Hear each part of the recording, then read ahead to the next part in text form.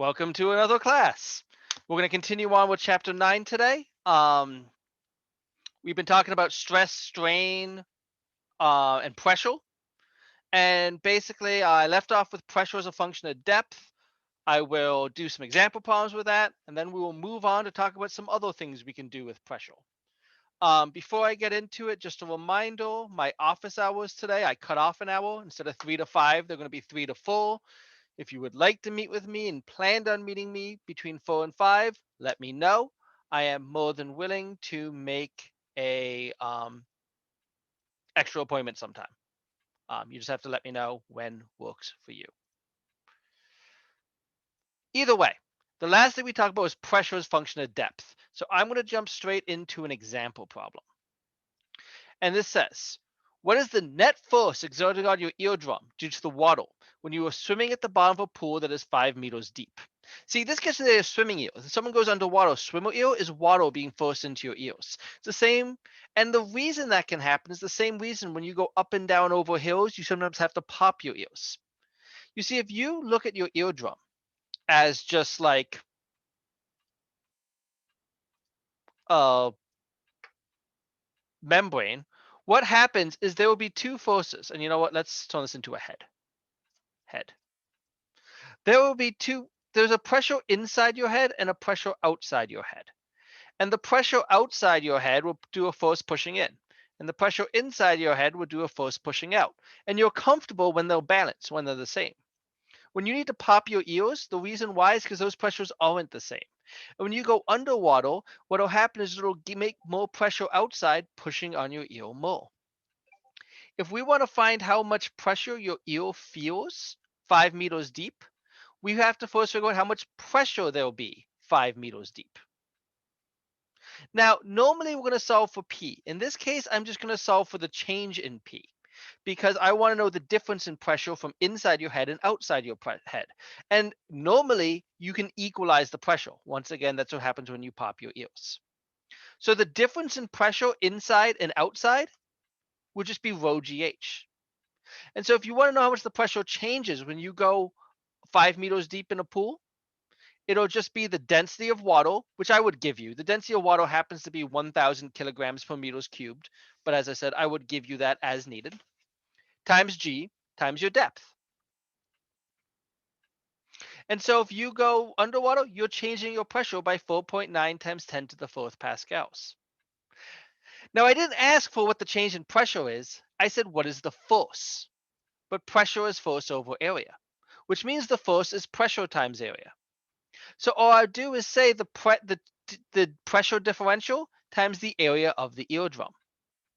Now, one quick thing here that messes a lot of people up, because you got to remember way back when to chapter 1, I gave this in centimeters squared. And so I need to convert it to meters squared. And you know centimeters to meters, divide by 100. But don't forget, when a unit is raised by a power, that conversion factor is raised by a power. We're not going to divide by 100. We're going to divide by 10,000. Any questions here?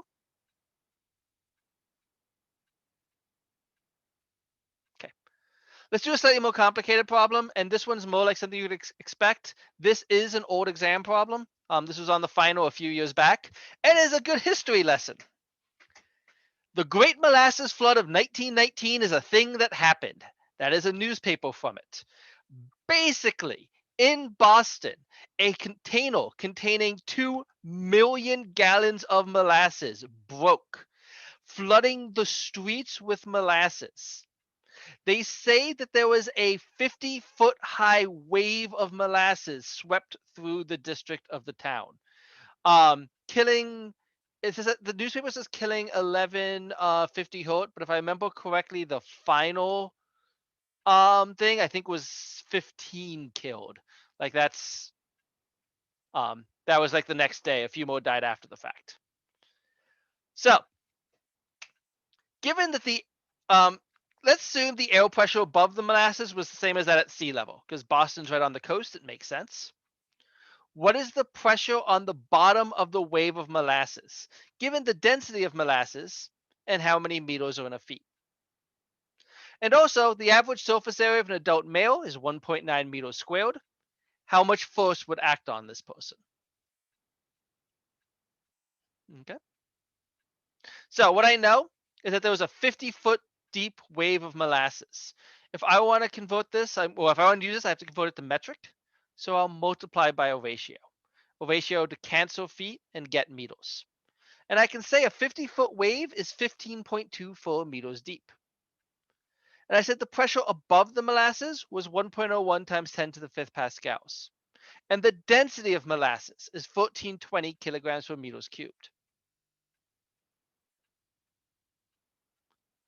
I can use this to solve for the pressure at the bottom. Because what I'll do is I'll just move some stuff around, is I'll say that pressure is pressure above the substance plus rho GH. Therefore, the pressure is the pressure above plus the density of molasses, G, and the depth of molasses. And this would be the pressure. 313,000 pascals. I don't know, or 3.13 times 10 to the 5th pascals in scientific notation. That's all there is to it. If you want to find the force that would exert on a person, I gave the area. Pressure is force over area. Therefore, the force is pressure times area. And so I'll just take that pressure and multiply by area. And you get 595,000 newtons. It's a lot of pressure. It does some damage.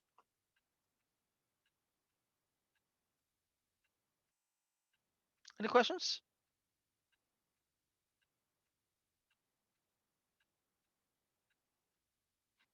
No escape from giant wave of fluid is definitely sounds like it's from a sci-fi movie in the headline. But this is a real pretty horrible thing that happened. Apparently it smelled like sugar for like months after. Okay. Now, this idea, pressure is a function of depth. The only thing that matters is how deep you are. This has some very, very useful connotations. The biggest one is Pascal Principle. If I have a U of fluid, what I can say is at any given depth, so go across, the pressure is the same. That means that the pressure here equals the pressure there. Well, once again, pressure is force over area. And any change in pressure I do to the left, I have to do the same change in pressure to the right. This is what hydraulics are. When people talk about hydraulics, like as in a hydraulic lift or anything like that, what it is dealing with this, it is pressure as a function of depth. And it works the best with fluids, but it can kind of work with gases. What I have here is two chambers. The one on the left has a diameter of 32.25 millimeters. The one on the right has a diameter of 15.9 millimeters. If I add 300 grams to my smaller side, I can lift that 300 grams with only one 100-gram weight. The reason why that works, the reason I can lift 3 times the weight just by changing the diameter of that piston, is because pressure is the same on both sides, and pressure is force over area. So I can say on this thing, sorry, trying to make everything fit. I can say on this thing that the pressure over here is the same as the pressure over here at any given height. And if the pressure is the same, that means force over area equals force over area. And therefore, yeah, F1 over A1 equals F2 over A2. I can control how much weight I can lift by just changing these areas. Any questions here?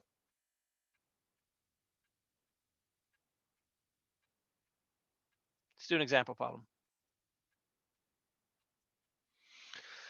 In a car lift, using a service station, compressed air exerts a force on a small piston of circular cross-section having a radius of 5 centimeters. The pressure is transmitted by incompressible liquid to a second piston of radius 15 centimeters. What force must the compressed air exert on the small piston to lift a 13,300 Newton car? And what's the pressure? If I want to know the force needed to lift the 13,300 Newton call, I'll just say the pressure on one side equals the pressure on the other. F1 over A1 equals F2 over A2. Now, I didn't give area, but I said a cylindrical cross section. So they're circles. And I know the area of a circle. The area of a circle is pi r squared. And I have my radiuses. I know R1 was 5 centimeters or 0.05 meters, and R2 was 15 centimeters or 0.15 meter. If I want to know how hard I have to push on F1, I'll simply rearrange this and solve for F1. I can multiply both sides by pi R1 squared, which is of note that my pi's cancel out. And so the force I need to push on F1 will be the force F2 times R1 squared divided by R2 squared, which I'll just plug in some numbers for that. And to lift a 13,300 Newton call, I only need to apply a force of 1,480 newtons, making it a lot easier. It's a very effective way to lift heavy objects. Questions?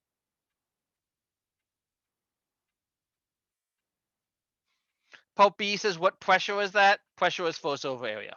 I can use either one, F1 or F2. I chose to use F1 because I felt like it.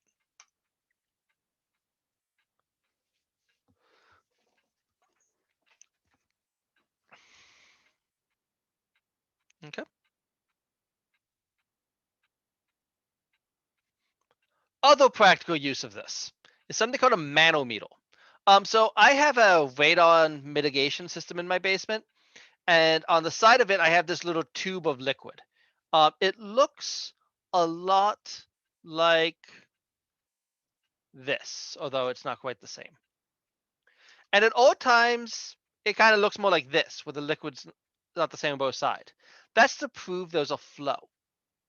A manometer is a way to measure pressure. And what it is it has one side hooked up to the air and the other side hooked up to the thing you want to find the pressure for. Keep in mind, pressure is P naught plus rho GH. And how a manometer works is if the pressure on both sides is the same, the height on both sides are the same.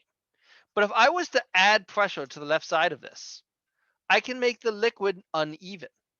I can make it so that the distance between, let's go back to it, uneven.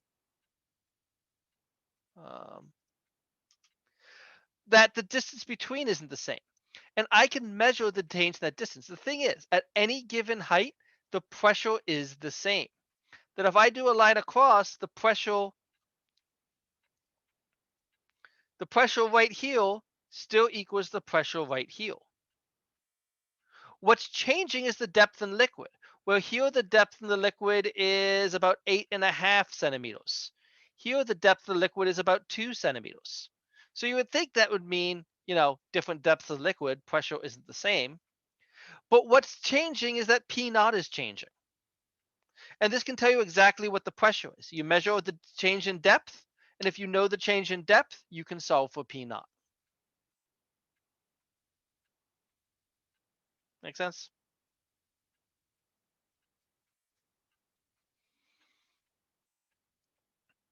Okay. The last topic I'm going to talk about today, which, I got a bit left today, but the last whole bit is going to be about the buoyant force. We've talked about a lot of forces, but never this one. And there was a man around 287 to 212 BCE named Archimedes. You've probably heard of him before. He was a mathematician, physicist, engineer, inventor, astronomer. He did it all. And there's a story about Archimedes that he was given a crown. A crown was given to a king, and he was handed the crown and told to find out if it was pure gold or if the crown was lead with gold plating. And he was not allowed to harm it. He couldn't chip away at the edge, because if he chipped away at the edge, that could harm the crown. But the king really wanted to know, did he get a really expensive present or a really cheap present? And as the story goes, Archimedes was taking a bath one day, and he noticed that when he got in the bath, the water rose up higher. And he looked at that and he figured out a way to test if the crown was pure gold or not. And the story goes, he yelled Eureka, ran down the street naked, all excited. This statue is in Israel's National Museum of Science to represent Archimedes with the crown in his bath. But the general idea of what he realized is this idea of volume by displacement. At least this is part of it. That you can measure the volume of any object by putting in a fluid. Anytime an object is fully submerged in a liquid, the volume is displaced by that much.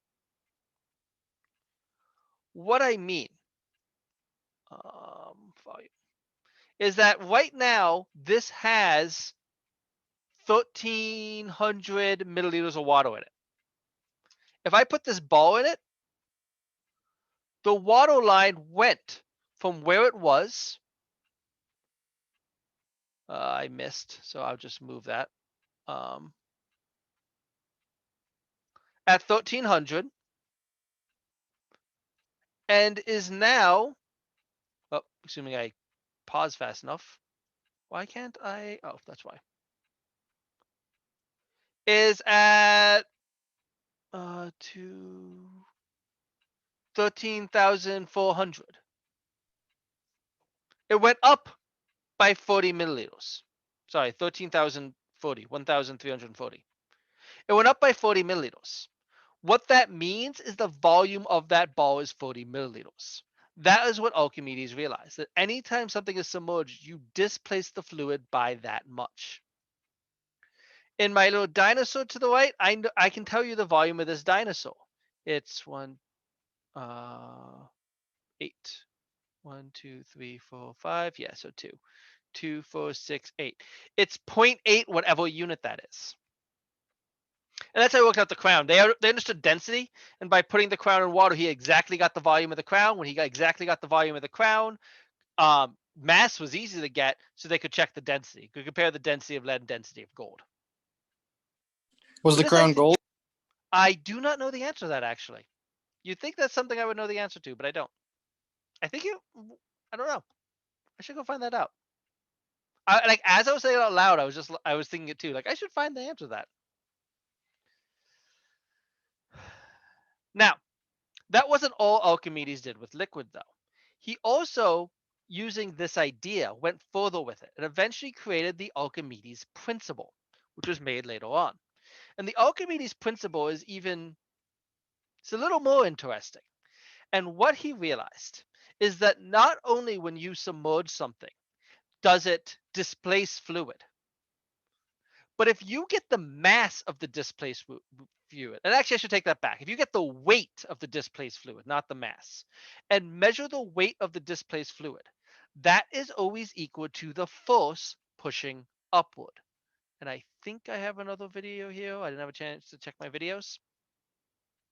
I will show you what I mean. Wait, this might not be the right video. Let me check it. Google says it was not made of gold. It was not made of gold. Thank you. Now I know. Nope, that is not the video I wanted. But in general, Pascal, nails, mano, liquid. This liquid? Nope. Okay, I don't have a video of it. In general, when you displace the fluid, any water displaced, right? Like what this is showing is something with a overflow can, which we're going to see in lab. And what it is the water's filled right to the top. And when this weight is dropped, any water that is displaced is going to flow out. If this guy weighs 7 pounds and we put it in water and it displaced 3 pounds of fluid, that means it's going to feel a buoyant force of 3 pounds. I don't know why they're working in pounds. It's the figure I found. That anytime you displace fluid, there will always be a force pushing upwards by that much. And it actually works in the air too. If you're in the air, right now there's a buoyant force acting on you. The buoyant force is equal to the weight of the air you displaced. It's negligible because AO doesn't weigh much. But if you instead have something like helium, it might matter. You see, if we revisit that cylinder of water we had on Monday, well, I said that the net force was the pressure on bottom minus the pressure on top minus gravity. I can say that means the pressure, the force on the bottom minus the force on the top equals mg. And since F equals PA, make it like this. And what you find is that the net force of buoyant force is the weight of the water. If you change the water cylinder water to something else, it does not change. That any time you submerge something in fluid, there will be a force upwards. The force upward will be capital B. Capital B is just a type of force. It is the buoyant force, and is the weight of displaced water.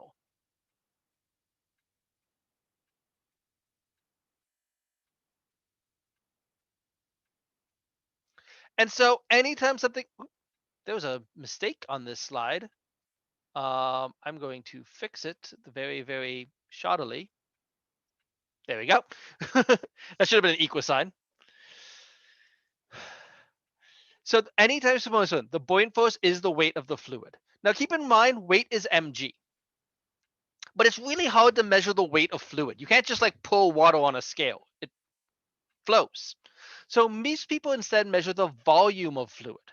Because if you measure the volume of fluid, that's easier to do. And so mass, though, is volume times density.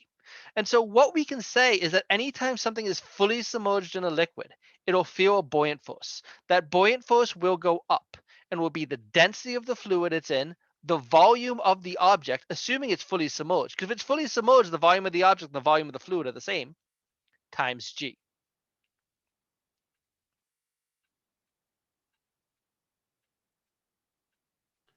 That P is for density, right? That, yep, it's a rho, not a P. And yes, Oh, it is for yeah, right. density. All right.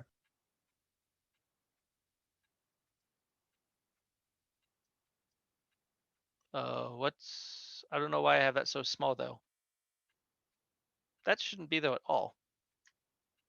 Sorry. We're gonna just get rid of that because that's not supposed to be though. So if you totally submerge something, it'll feel this buoyant force. Well, rho GV.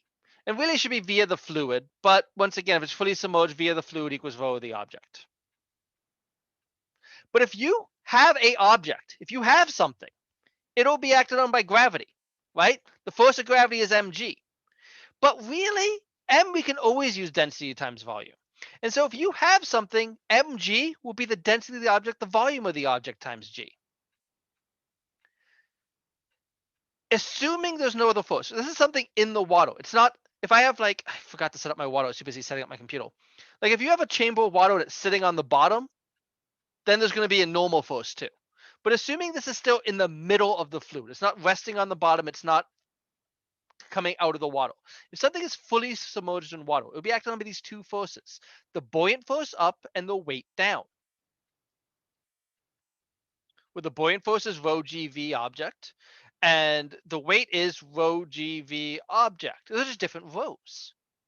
See, I can say B minus W is simply going to be this minus this.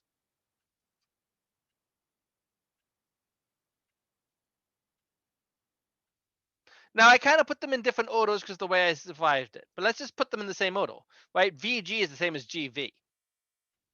And what you can see is I can factor out my GV. And this is the takeaway message. Anytime something is fully submerged in a fluid, note, if it's not fully submerged, this does no longer hold true. If it's only partially submerged, if it's, let me check my video, see if I have a good one for this since I didn't grab a thing of water. Float. If it's only partially submerged like this, that doesn't work. Because right now, the volume of the object is not the same as the volume of displaced water. Because the volume of the object is the volume of the entire box, right? The volume of the object will be ink, jink. But the volume of displaced fluid would just be the part in the fluid. Oh, that's not what I wanted. The volume of displaced fluid would just be the piece in red. But if it is fully submerged, like, can I pause at a good spot? I don't think it fell in deep enough. Nope, I don't have it fully submerged. But if it's fully submerged, we can say this is true. That B minus W is rho fluid minus rho object GV. And this is how you work out whether or not something will float. Whether or not something floats, density is important, not weight. A bowling ball sinks. An aircraft carrier floats. An aircraft carrier weighs more than a bowling ball. It doesn't matter. This picture or GIF on the right is someone floating lead, but I'm putting it in mercury, just because the density of lead is less than the density of mercury. It doesn't matter what something weighs, just the densities. And here's the thing, in the buoyancy problems, you're almost always going to make a free body diagram. You're going to have a B minus W. Don't ever solve for B. Don't ever solve for W. Just take your B minus W and put in this whole bit. And here, I do have a video of this one. Buoyancy. So, I have two bouncy balls. This one weighs 14 grams. This one weighs 44 grams. That 44 grams is bigger than the 14, right? The big one weighs more. However, the big one floats, the small one sinks. It doesn't matter that it weighs more. The big one is less dense. Its density is lower, so it floats. What it is anything that has less dense than water will float up. Anything that's more dense than water will sink down. When submerged in water, they have a set buoyant force. The buoyant force is there whether, if I put those in the middle of the water, one would go up, one would go down. When they're in the middle of the water, they both will have a buoyant force. You know, you like to think, you know, if you go in water and float, that's the buoyant force. You throw lead in water, it sinks. There's no buoyant force. There's still a buoyant force. Anytime anything is submerged in a liquid, there's a buoyant force. What matters is the sum of forces. If B minus W is positive, something submerged in water will go up. If B minus W is negative, something submerged in water will go down. Does this make sense? Also, it doesn't have to be a fluid. I always write the equation as rho fluid minus rho object. Well, object is the thing that you're dealing with, and fluid is what it's surrounded by. But if you have a helium balloons float upwards because helium is less dense than air. If you have a helium balloon, your object would be the helium balloon, and your fluid would be the air around it. It still works. Really should be the density of the surrounding minus the density of the thing. Okay.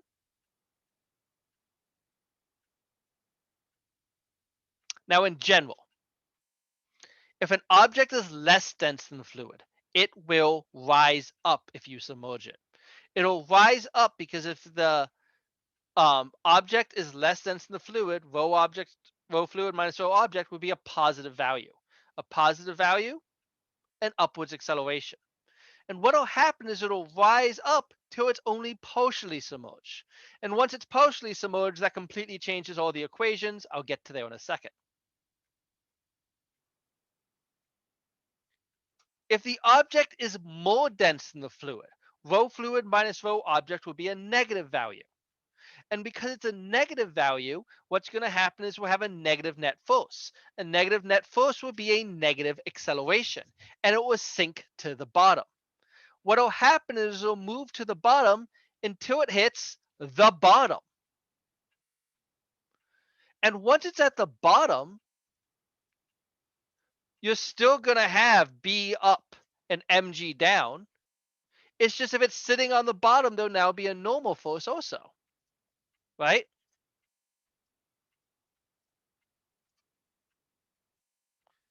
If it's sitting on the bottom. but otherwise works basically the same.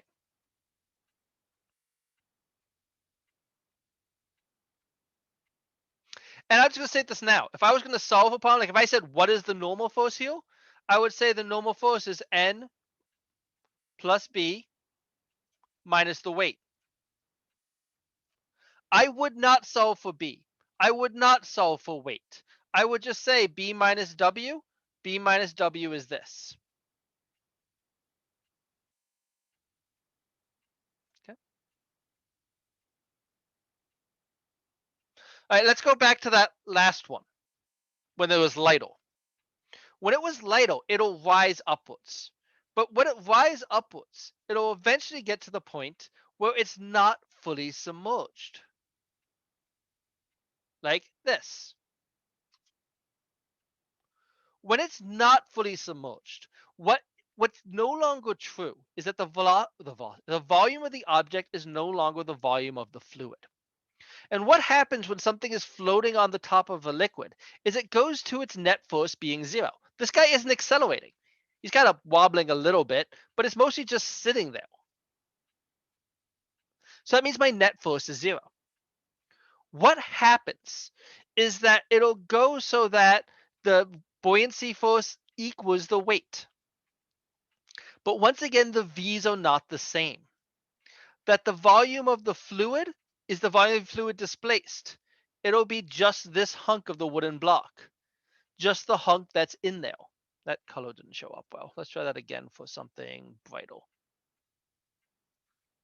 That's the volume. The volume of fluid is the volume of the fluid displaced.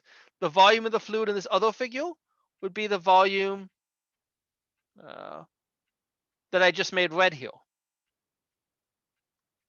The volume of the object would be the total volume of the object. The volumes are not the same if it's not fully submerged. However, you can say that they're equal to each other. And a G cancels out. Now I said they're equal to each other. And you can get this ratio. And what you'll find is that the ratio of densities will be what percentage of the volume that's submerged. If the object's density is half that of the fluid, half the object will be submerged. If the density of the object is a third that of the fluid, a third of the object will be submerged. And so on. Any questions?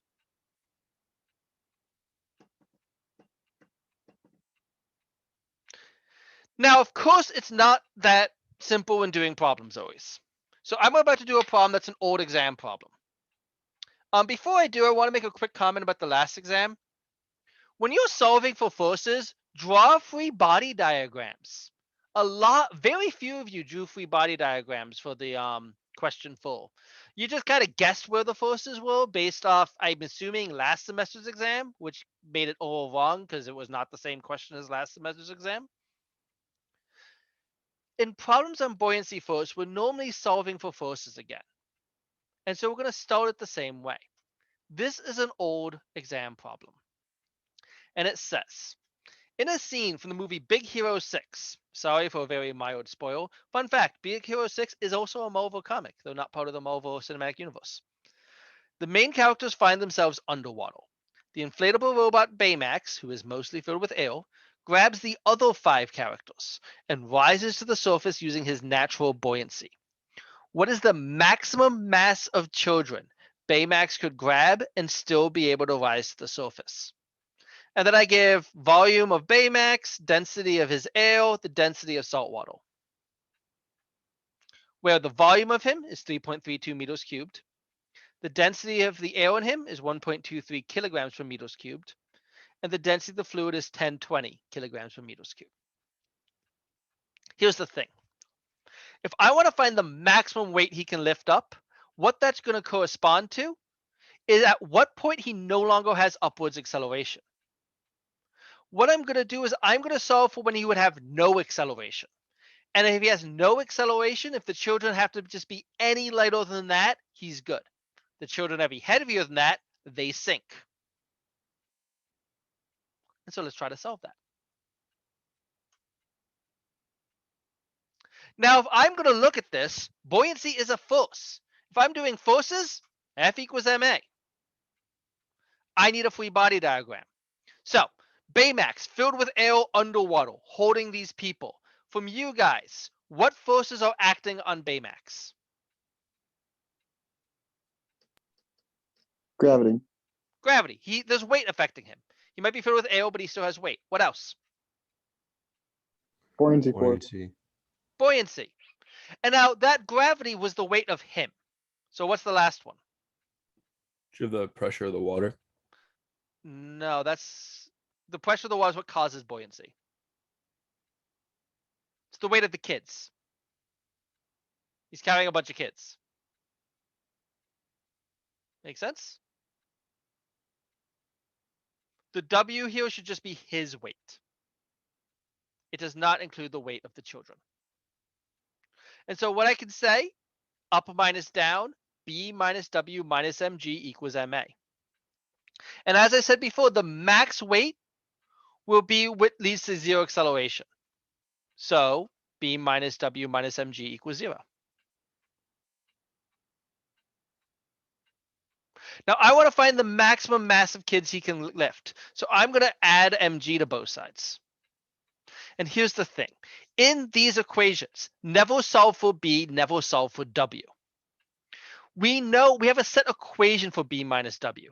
B minus W is rho fluid minus rho object GV. And when you solve these, get to that point, rho B minus W, and just plug in this whole thing into that spot. See, if I divide both sides by G, I can plug in my values and get the mass of the kids.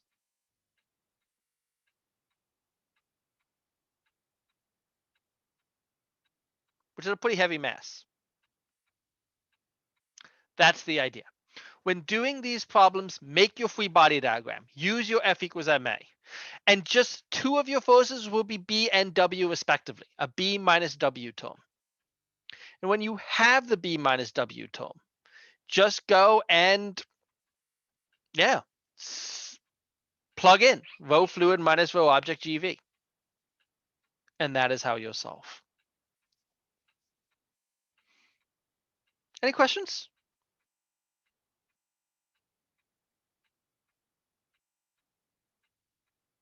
Okay. We are actually done there. Even though I started late, I knew I would still end with time because I do have a video I sometimes show, which isn't that necessary. That takes up the rest of the time, and I just assumed I wouldn't show it today, and I did. It's also a kind of short chapter. So I am going to end there. Once again, my office hours are only going to be an hour long today, not 2. Hopefully this makes sense. We'll do practice problems Friday. No homework due today. Let me know if you have any questions. Have a good day.